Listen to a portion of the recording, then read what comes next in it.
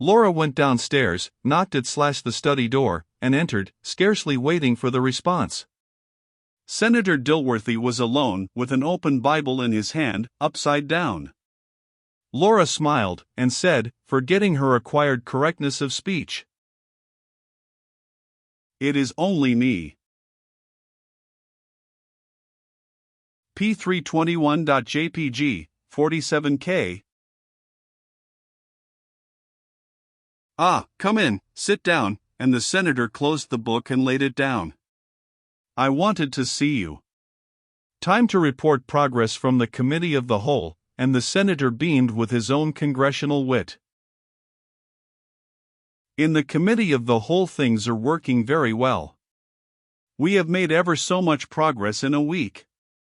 I believe that you and I together could run this government beautifully, Uncle." The senator beamed again. He liked to be called Uncle by this beautiful woman. "Did you see Hopperson last night after the congressional prayer meeting?" "Yes. He came. He's a kind of..." "Eh?" "He is one of my friends, Laura. He's a fine man, a very fine man. I don't know any man in Congress I'd sooner go to for help in any Christian work." "What did he say?" "Oh, he beat around a little. He said he should like to help the Negro, his heart went out to the Negro, and all that. Plenty of them say that, but he was a little afraid of the Tennessee Land Bill. If Senator Dilworthy wasn't in it, he should suspect there was a fraud on the government." "He said that, did he?" "Yes. And he said he felt he couldn't vote for it. He was shy." "Not shy, child, cautious. He's a very cautious man. I have been with him a great deal on conference committees. He wants reasons, good ones. Didn't you show him he was in error about the bill?" "I did. I went over the whole thing. I had to tell him some of the side arrangements, some of the..." "You didn't mention me?" "Oh, no. I told him you were daft about the Negro and the philanthropy part of it, as you are." "Daft is a little strong, Laura. But you know that I wouldn't touch this bill if it were not for the public good, and for the good of the colored race, much as I am interested in the heirs of this property, and would like to have them succeed." Laura looked a little incredulous, and the senator proceeded. "Don't misunderstand me. I don't deny that it is for the interest of all of us that this bill should go through, and it will. I have no concealments from you. But I have one principle in my public life, which I should like you to keep in mind. It has always been my guide. I never push a private interest if it is not justified and ennobled by some larger public good. I doubt if a Christian would be justified in working for his own salvation if it was not to aid in the salvation of his fellow men." The senator spoke with feeling, and then added, "I hope you showed Hopperson that our motives were pure?" "Yes, and he seemed to have a new light on the measure. I think we'll vote for it." "I hope so. His name will give tone and strength to it. I knew you would only have to show him that it was just and pure, in order to secure his cordial support." "I think I convinced him. Yes, I am perfectly sure he will vote right now." That's good," said the senator, smiling, and rubbing his hands. "Is there anything more?" "You'll find some changes in that, I guess," handing the senator a printed list of names. "Those checked off are all right." Running his eye down the list. "That's encouraging. What is the C before some of the names, and the B? "Those are my private marks. That C stands for convinced, with argument. The BEB is a general sign for a relative. You see, it stands before 3 of the Honorable Committee. I expect to see the chairman of the committee today, Mr. Buckstone. So, you must, he ought to be seen without any delay. Buckstone is a worldly sort of a fellow, but he has charitable impulses. If we secure him, we shall have a favorable report by the committee, and it will be a great thing to be able to state that fact quietly where it will do good. Oh, I saw Senator Balloon. He will help us, I suppose? Balloon is a whole-hearted fellow. I can't help loving that man, for all his drollery and waggishness. He puts on an air of levity sometimes, but there ain't a man in the Senate knows the scriptures as he does. He did not make any objections? Not exactly, he said. Shall I tell you what he said? Asked Laura, glancing furtively at him. Certainly. He said he had no doubt it was a good thing, if Senator Dilworthy was in it, it would pay to look into it. The senator laughed, but rather feebly, and said, Balloon is always full of his jokes. I explained it to him. He said it was all right, he only wanted a word with you, continued Laura. He is a handsome old gentleman, and he is gallant for an old man. My daughter, said the senator, with a grave look, I trust there was nothing free in his manner? Free, repeated Laura, with indignation in her face. With me. There, child. I meant nothing. Balloon talks a little freely sometimes, with men. But he is right at heart. His term expires next year and I fear we shall lose him.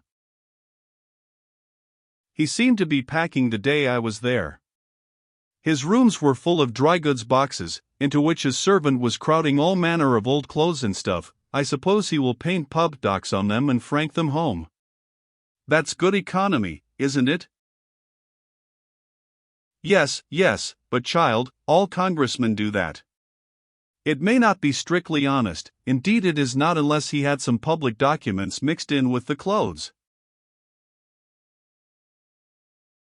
P324.jpg, 34K. It's a funny world. Goodbye, Uncle.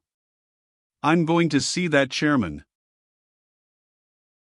And humming a cheery opera air, she departed to her room to dress for going out. Before she did that, however, she took out her notebook and was soon deep in its contents, marking, dashing, erasing, figuring, and talking to herself. Free. I wonder what Dilworthy does think of me anyway. 1, 2, 8, 17, 21 it takes a heap for a majority. Wouldn't Dilworthy open his eyes if he knew some of the things Balloon did say to me? There.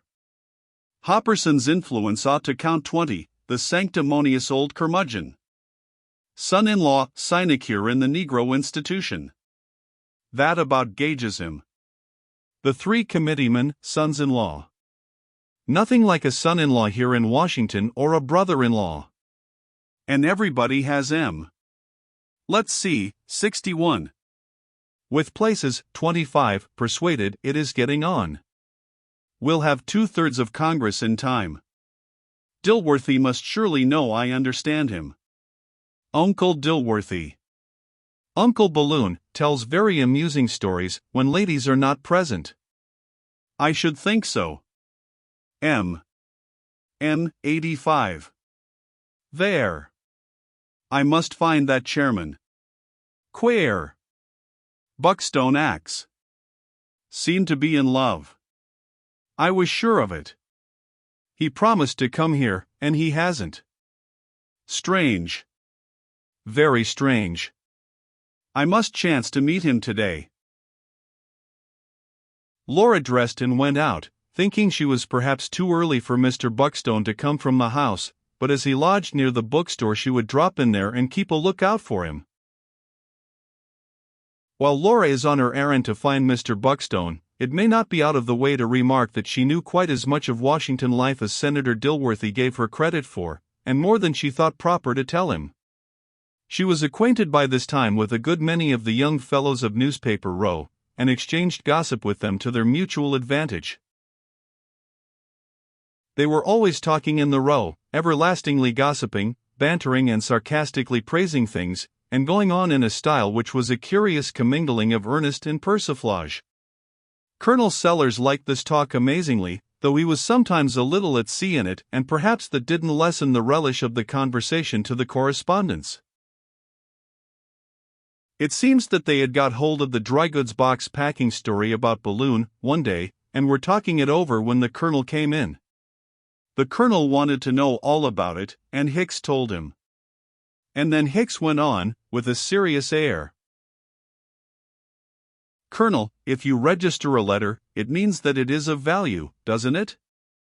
And if you pay 15 cents for registering it, the government will have to take extra care of it and even pay you back its full value if it is lost. Isn't that so?" "Yes. I suppose it's so." Well, Senator Balloon put 15 cents worth of stamps on each of those 7 huge boxes of old clothes, and shipped the ton of second-hand rubbish, old boots, and pantaloons and what-not through the mails as registered matter. It was an ingenious thing, and it had a genuine touch of humor about it, too. I think there is more real talent among our public men of today than there was among those of old times, a far more fertile fancy, a much happier ingenuity. Now, Colonel, can you picture Jefferson, or Washington, or John Adams franking their wardrobes through the mails and adding the facetious idea of making the government responsible for the cargo for the sum of $1.05? Statesmen were dull creatures in those days. I have a much greater admiration for Senator Balloon. P326.jpg, 24K. Yes, Balloon is a man of parts, there is no denying it. I think so. He is spoken of for the post of minister to China, or Austria, and I hope will be appointed. What we want abroad is good examples of the national character. John Jay and Benjamin Franklin were well enough in their day, but the nation has made progress since then. Balloon is a man we know and can depend on to be true to himself. P327.jpg, 57K. Yes, and Balloon has had a good deal of public experience. He is an old friend of mine. He was governor of one of the territories a while, and was very satisfactory. Indeed he was. He was ex officio Indian agent, too. Many a man would have taken the Indian appropriation and devoted the money to feeding and clothing the helpless savages, whose land had been taken from them by the white man in the interests of civilization, but Balloon knew their needs better. He built a government sawmill on the reservation with the money, and the lumber sold for enormous prices. A relative of his did all the work free of charge, that is to say, he charged nothing more than the lumber would bring. But the poor Injuns, not that I care much for Injuns, what did he do for them? Gave them the outside slabs to fence in the reservation with. Governor Balloon was nothing less than a father to the poor Indians. But Balloon is not alone. We have many truly noble statesmen in our country's service like Balloon. The Senate is full of them. Don't you think so, Colonel? Well, I dunno. I honor my country's public servants as much as anyone can. I meet them, sir, every day, and the more I see of them the more I esteem them and the more grateful I am that our institutions give us the opportunity of securing their services. Few lands are so blessed. That is true, Colonel. To be sure you can buy now and then a senator or a representative, but they do not know it is wrong, and so they are not ashamed of it. They are gentle, and confiding and childlike, and in my opinion these are qualities that ennoble them far more than any amount of sinful sagacity could. I quite agree with you, Colonel Sellers. Well, hesitated the Colonel, I am afraid some of them do buy their seats. Yes, I am afraid they do, but as Senator Dilworthy himself said to me, it is sinful, it is very wrong, it is shameful, Heaven protect me from such a charge. That is what Dilworthy said. And yet when you come to look at it, you cannot deny that we would have to go without the services of some of our ablest men, sir, if the country were opposed to bribery. It is a harsh term. I do not like to use it. The colonel interrupted himself at this point to meet an engagement with the Austrian minister, and took his leave with his usual courtly bow.